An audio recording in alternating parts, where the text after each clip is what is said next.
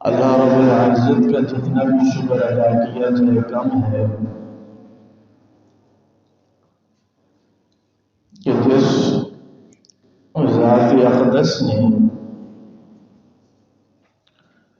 ہم سب کو اپنے دین کی خاطر چند منٹ مل بیٹھنے کی توفیق عطا فرمائی ہے۔ دعا گو رب لم یزل کی بارگاہ عالیہ میں رب دو جہاں ہم سب کو اپنے دین پر عمل کی توفیق عطا فرمائے اور اس دنیا کی فانی زندگی میں بار بار اللہ رب العزت کی ذات اپنے دین کی خاطر ہم سب کو مل بیٹھنے کی توفیق عطا فرماتا ہے اور میدان معاشر میں پاک پیغمبر صلی اللہ علیہ وعلا آلہ وسلم کے پاکیزہ جھنڈے لوائے الحمد کے نیچے آپ کی پاک جماعت صحابہ کا ساتھ اور آپ کا قرب نصیب فرمائے۔ میرے بھائیوں، دوستوں، بزرگوں، پچھلے جمعۃ المبارک میں میں نے آپ حضرات کے سامنے ایک حدیث مبارکہ کی تلاوت کی تھی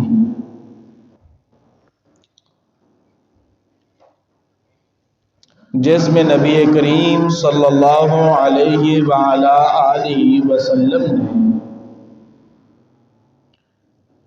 فرمایا حبب الی من دنیاکم ثلاث الطیب والنساء وجعلت قرۃ عینی فی الصلاۃ، کہ مجھے تین چیزیں دنیا میں پسند ہیں، تین چیزیں میری پسندیدہ ہیں جن کو میں پسند کرتا ہوں۔ ان میں سے پہلے نمبر پر خوشبو اور دوسرے نمبر پر فرمایا صالح اور نیک خاتون۔ دوسری روایت میں واضح الفاظ موجود ہیں والمرأۃ الصالحہ، نیک عورت مجھے پسند ہے۔ دو چیزوں پر گفتگو آپ تفصیلاً سماعت فرما چکے ہیں۔ خوشبو کے متعلق بھی تفصیل سے گفتگو ہو چکی ہے اور نیک عورت کے متعلق بھی چند معروضات پچھلے جمعہ کی نشست ہی میں آپ کے سامنے گزر چکے ہیں۔ آج کے جمعہ کی نشست کا تعلق دو باتوں سے ہے، صرف دو باتیں۔ ایک تو یہ ہے کہ آپ صلی اللہ علیہ وسلم کی تیسری پسندیدہ چیز کیا ہے، اور نمبر دو ہمارے اسلامی ممالک میں سے سعودی عرب سے جو ہماری تبلیغی جماعت پر پابندی لگائی گئی اس کی وضاحت ہے۔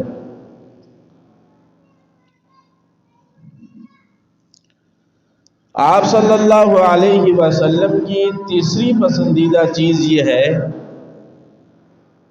آپ نے فرمایا وَجُعِلَتْ قُرَّةُ عَيْنِي فِي الصَّلَاةِ، نماز میری آنکھوں کی ٹھنڈک ہے۔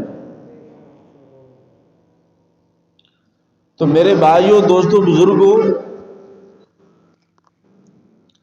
نماز اللہ رب العزت کی طرف سے وہ عطا کیا گیا فریضہ ہے جس سے رب کے ماننے والے اور نہ ماننے والوں کی پہچان ہوتی ہے، اور پھر سارے ہی لوگ اللہ کے منکر نہیں ہیں، بلکہ کچھ وہ لوگ بھی ہیں جو اللہ کی توحید پر، اللہ کی وحدانیت پر، اللہ کے یکتا ہونے پر، اللہ کے مالک مطلق اور مفرد ہونے پر ایمان رکھتے ہیں مگر نمازی نہیں ہیں۔ پہلی بات تو یہ ہے کہ یہ حکم نماز کا وہ ہے جو کافر اور مومن کے درمیان فرق کرتا ہے، اور دوسری بات جو اللہ کے ماننے والے ہیں یہ نماز کا حکم ان میں بھی فرق کرتا ہے کہ پڑھنے والے اللہ کے فرما بردار کہلاتے ہیں اور نہ پڑھنے والے گناہگار کہلاتے ہیں۔ نماز مومن کی پہچان ہے، نماز مومن کے ایمان کی نشانی ہے، نماز مومن کے ایمان کی علامت ہے کہ یہ آدمی مومن ہے، مسلمان ہے۔ نماز پڑھنے والا نماز پڑھ کر بتا رہا ہوتا ہے کہ یہ کسی بت کا پجاری نہیں، رب کا پجاری ہے۔ نماز پڑھنے والا یہ اعلان کر رہا ہوتا ہے کہ میرے گلے میں کالی کملی والے محمد کی غلامی کا طوق ہے، کسی اور کا نہیں ہے۔ نماز پڑھنے والا نماز پڑھ کر بتا رہا ہوتا ہے کہ میں حضرت محمد صلی اللہ علیہ وسلم کا امتی ہوں، کسی اور کا نہیں۔ نماز پڑھنے والا نماز پڑھ کر بتا رہا ہوتا ہے کہ میں رب کے حکم پر لبیک کہنے والا ہوں، انکار کرنے والا نہیں۔ اور سب سے بڑی بات، سب سے بڑا جملہ آپ کو دے دوں، نماز پڑھنے والا نماز پڑھ کر بتا رہا ہوتا ہے میں خدا والا ہوں، کسی اور والا نہیں۔ نماز پڑھنے والا یہ نماز سے اظہار کر رہا ہوتا ہے۔ کاش ہمارے سپیکر ٹھیک ہو جائے ایسا۔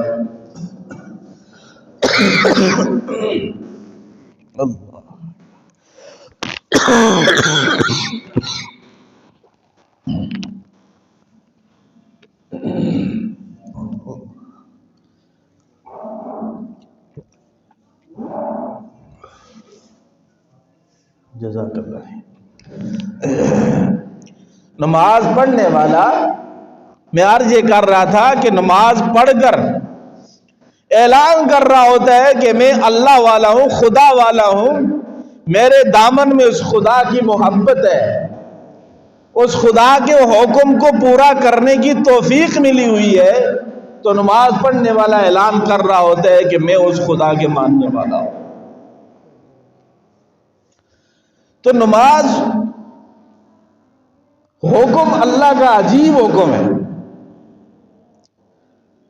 عجیب اس معنی میں کہ یہ نہیں کہ بندہ کی پتہ نہیں کیا چیزیں، نہیں ایسا نہیں۔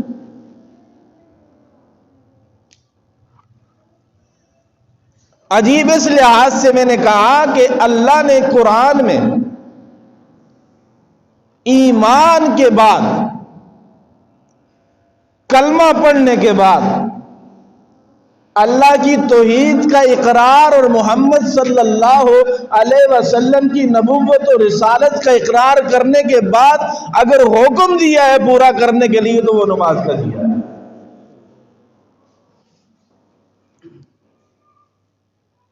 کئی احکام میں اللہ نے کہا یا ایھا الناس اعبدوا۔ الناس میں کافر بھی ہے، مشرک بھی ہے، مومن بھی ہے، منافق بھی ہے۔ یا ایھا الناس، لوگوں عبادت کرو اپنے رب کی۔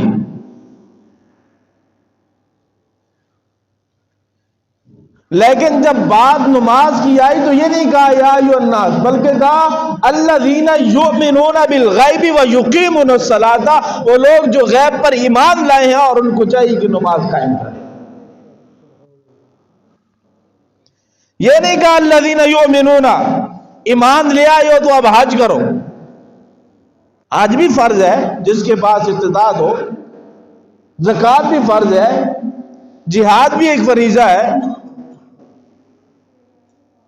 لیکن یہ فرمایا نہیں، فرمایا الذین یؤمنون بالغیب،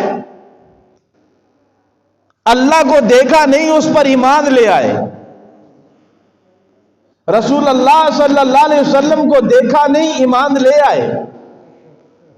قرآن کو اترتا دیکھا نہیں مگر ایمان لے آئے۔ قیامت اب برپا ہوگی، اس کا برپا ہونا دیکھا نہیں مگر ایمان لے آئے۔ ان کے لیے حکم ہے یؤمنون بالغیب ویقیمون الصلاۃ، کہ ایمان لے آئے ہو، اب نماز کو بھی قائم کرو۔ ایمان لے آئے ہو، اب اس رب کے سامنے سر بھی جھکاؤ۔ کلمہ پڑھ کے اللہ کی توحید اور رسول اللہ کی رسالت کا اقرار کر لیا ہے، تو اب اس اللہ کے سامنے اپنی اس پیشانی کو بھی جھکا ڈالو۔ ایمان کے بعد ملا کر جو حکم دیا تو فرمایا ایمان والو تمہیں نماز کا حکم۔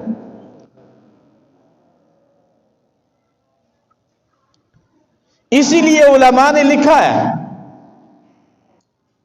ایک حدیث میں آتا ہے من ترک الصلاۃ متعمدا فہو کافر۔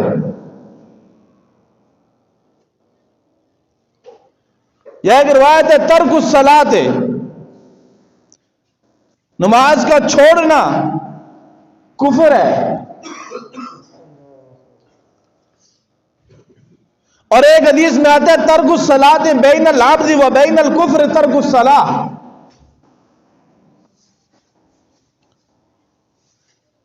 کہ نماز کو چھوڑ کر مومن کافر اور مومن کے درمیان سے فرق کو ختم کر ڈالتا ہے۔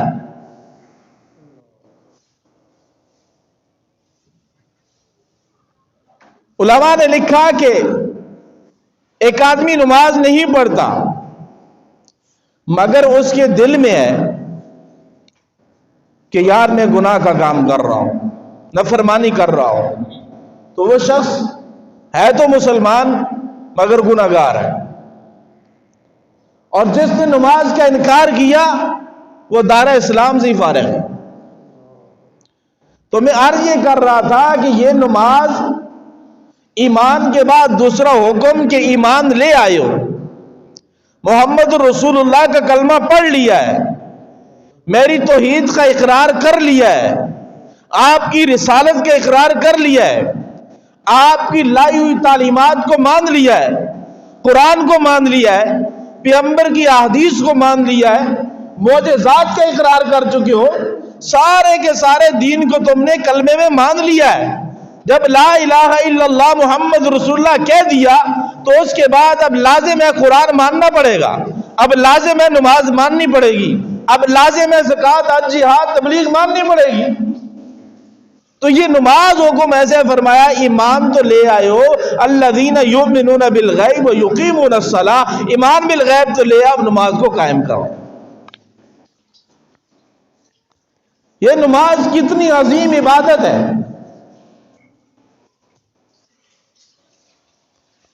کتنی عظیم عبادت ہے۔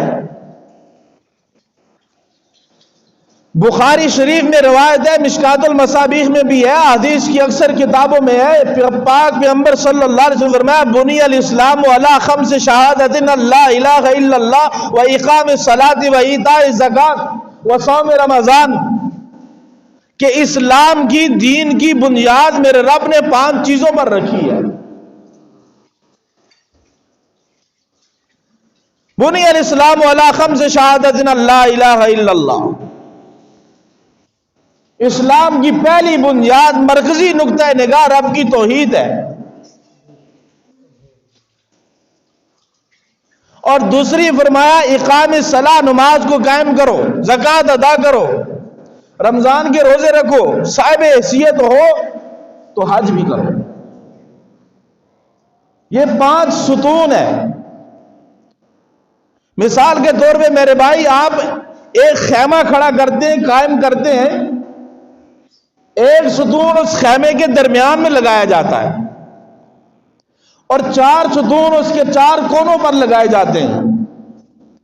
تو اس کا مرکزی ستون جو ہے وہ شہادت ہے، اللہ کی توحید ہے. اشہد ان لا الہ الا اللہ و اشہد ان محمد رسول اللہ. اگر یہ شخص کوئی یہ پڑھے ہی نہ، کلمہ ہی نہ پڑھے، ایمان ہی نہ لائے، تو اس کا خیمہ قائم ہو سکتا ہے؟ درمیان والا پلر لگایا ہی نہیں، ستون لگایا ہی نہیں، اگر وہ بنا بھی لے تو وہ ڈگا ہوا ہوتا ہے، گرا ہوا ہوتا ہے. ایک وہ ہے کہ جس نے یہ کلمہ پڑھ لیا ہے، ایمان لے آیا ہے، اس نے اپنا خیمہ قائم تو کر لیا ہے، مگر اب چاروں اطراف پہ 4 خیمے ہیں، نماز کا ہے، روزے کا ہے، زکوٰۃ کا ہے، حج کا ہے. اب ان میں سے جس فریضے کو ادا نہیں کر رہا تو کیا یہ خیمہ قائم ہو سکے گا؟ جس طرف سے ستون نماز والا نہیں ہے تو وہ خیمہ آپ کا ایسے جھکا ہوا ہے، حج والا نہیں ہے تو جھکا ہوا ہے، زکوٰۃ والا نہیں ہے تو جھکا ہوا ہے، روزے والا نہیں ہے تو جھکا ہوا ہے. یہ کیا ہے؟ خیمے میں نقص سمجھا جاتا ہے کہ یہ خیمہ عیب والا ہے. تو بھائی جب آپ نے ایمان لایا، خیمہ قائم کر لیا، تو اب نماز چھوڑ کر اس کو ایک طرف سے لٹکاؤ گے تو لوگ کہیں گے کہ اس کے دینی اعمال میں نقص ہے. کیا ہے؟ نقص ہے. تو نماز عظیم عبادت ہے. اور نماز کا ایک معنی میں نے پہلے بھی بہت سارے معنی اس کی عرض کیے تھے. ایک معنی نماز کا یہ آتا ہے کسی چیز کو آگ میں ڈالنا. کیا کرنا جی؟ کسی چیز کو آگ میں ڈالنا، جلانے کے لیے. تو نماز کا معنی یہ بھی آتا ہے جلانا. تو اب غور کریں،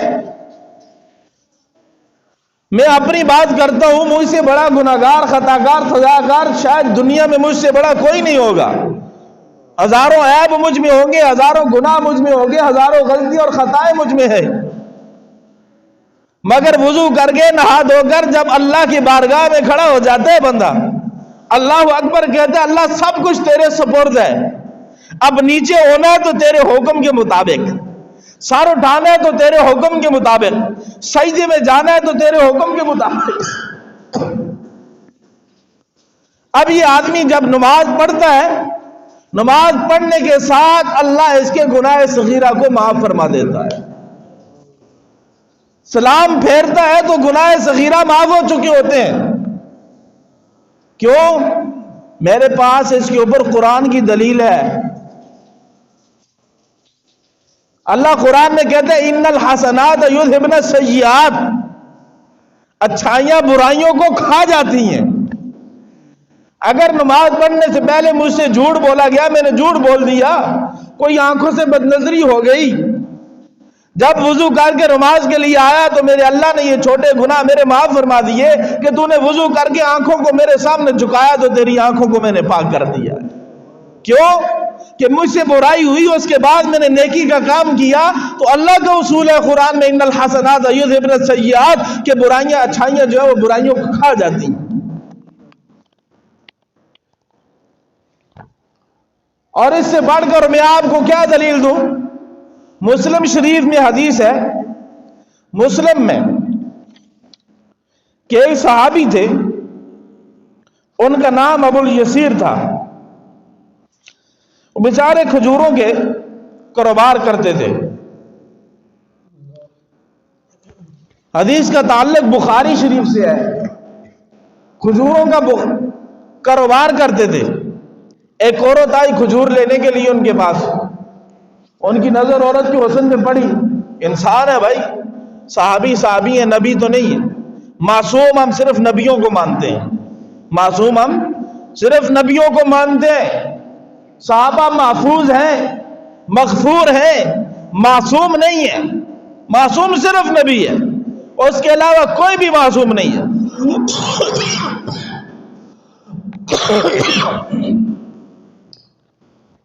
انہوں نے اس عورت کو کہا کہ میرے گھر پہ نا اعلیٰ کوالٹی کی کھجوریں ہیں. اس عورت کو اپنے گھر پہ لے گئے. وہاں گئے تو ان کو بوس و کنار کیا. اس عورت نے کہا اللہ کا خوف کر، اللہ سے ڈر، یہ کیا کر رہے ہو؟ یہ شرمندہ ہو گئے، اللہ کا خوف دل میں آ گیا، ہٹ گئے. اور پھر ہماری طرح تو نہیں تھے، گناہ ہو گیا تو پردہ ڈالو، کسی کو پتہ چل جائے پھر بھی جھوٹ بولو، نہیں ایسا تو کوئی نہیں ہوا، ایسے ہوا، ایسے ہوتا، جھوٹ بھی بولو، گناہ پہ گناہ. ایک گناہ کو چھپانے کے لیے ہزاروں جھوٹ ہم بولتے ہیں. مگر وہ صحابی تھے، اللہ کے نبی کے شاگرد تھے، رب نے انہیں مغفور، معافی کا اعلان دیا ہوا تھا. عفا اللہ عنکا، یہ جو جنگ والے تھے ان کو ہم نے معاف کر دیا ہے جو جنگ میں شریک نہیں ہو سکے. کل وعد اللہ الحسنى، ہم نے ہر ایک صحابی کے ساتھ اچھائی کا وعدہ کیا ہے. علماء نے لکھا ہے کہ سب سے کم تر صحابی کے ساتھ اچھائی یہ ہے کہ اس کو بدلے میں جنت عطا کی جائے. ابو بکر کے پاس پہنچ گئے، کیا ہوا بھائی، یہ کام ہو گیا مجھ سے، یہ غلطی قصور ہو گیا، اور میں کہ آؤ جاؤ آج کے بعد ایسا کام نہ کرنا، اللہ سے معافی مانگو، استغفار کرو. واپس جا سکتے تھے نا جی، گھر پہ بیٹھ بھی سکتے تھے نا جی، لیکن نہیں. ابو بکر کی بات بھی سنی، دل سے لگائی، اور پاک پیغمبر کے قدموں میں پہنچ گئے. کدھر پہنچ گئے؟ پاک پیغمبر کے قدموں میں پہنچ گئے. جا کر کہا اللہ کے نبی مجھ سے یہ گناہ سرزد ہو گیا ہے، اب زنا تو نہیں کیا تھا، بوس و کنار ہوا، بچت ہو گئی. اللہ کے نبی خاموش ہو گئے، کوئی حکم نازل ہو جائے. چند ہی لمحوں میں وہ صحابی اٹھے اور وضو کیا، نماز 2 رکعت پڑھی. اس کے بعد یہ آیات نازل ہو گئی کہ نماز قائم کرو دن کے کنارے میں اور رات کے کنارے میں. ان الحسنات یذھبن السیئات، بے شک اچھائیاں برائیوں کو کھا جاتی ہیں. میرے پیغمبر یہ تو تیرا لاڈلا، میرے پیغمبر یہ تیرا تربیت یافتہ، میرے پیغمبر یہ تیرا شاگرد، میرے پیغمبر یہ تیرا غلام، جس سے ایک چھوٹا سا گناہ ہو گیا ہے اور یہ اللہ کی بارگاہ میں آپ کے قدموں میں پریشان اور متفکر فکر کی حالت میں بیٹھا ہوئے، اس کو میری طرف سے خوشخبری سنا دو کہ اللہ نے تمہارے گناہ کو معاف کر دیا ہے. وہ صحابی تھے، کہنے لگے اللہ کے نبی یہ میرے ساتھ ہی خاص ہے، یہ میرے ساتھ ہی خاص ہے. یہ جو میں نے عرض کیا تھا نا کہ نماز پڑھنے سے گناہ صغیرہ معاف ہو جاتے ہیں، سلام پھیرتے ہیں گناہ صغیرہ معاف ہو جاتے ہیں. میں نے کہا میں دلیل دے رہا ہوں، اب دلیل آپ کو سمجھ آئے گی. اس صحابی سے یہ قصور ہوا، اس نے بوس و کنار کر دیا. اگر نماز پڑھ لی، رب نے کہا اچھائیاں برائیوں کو کھا جاتی ہیں، تو اس نے کہا اللہ کے نبی یہ حکم صرف میرے لیے؟ فرمایا نہیں میرے پیارے، یہ حکم تیرے ہی لیے نہیں ہے، بلکہ یہ حکم میری قیامت تک آنے والے ہر امتی کے لیے. برائی ہو گئی تو اچھا کام کیا تو وہ اچھائی اس برائی کو کھا جائے گی. لیکن یاد رکھیے گناہ کبیرہ بغیر توبہ کے معاف نہیں ہوتے میرے بھائی. زنا کر کے آپ نماز پڑھ لیں جی معاف ہو گیا، ایسے نہیں ہوگا. چوری کر کے آپ آ جائیں کہیں جی معاف ہو گیا، ایسے نہیں ہوگا. زکاتیں نہیں دی اور نمازیں پڑھتے رہے، ایسے نہیں چلے گا. بڑے بڑے گناہ بغیر توبہ کے معاف نہیں ہوں گے. چھوٹے چھوٹے گناہ اللہ آپ کے نیک اعمال کے بدلے میں معاف فرما دیتے ہیں. کیا کر دیتے ہیں؟ معاف فرما دیتے ہیں. تو میرے بھائیوں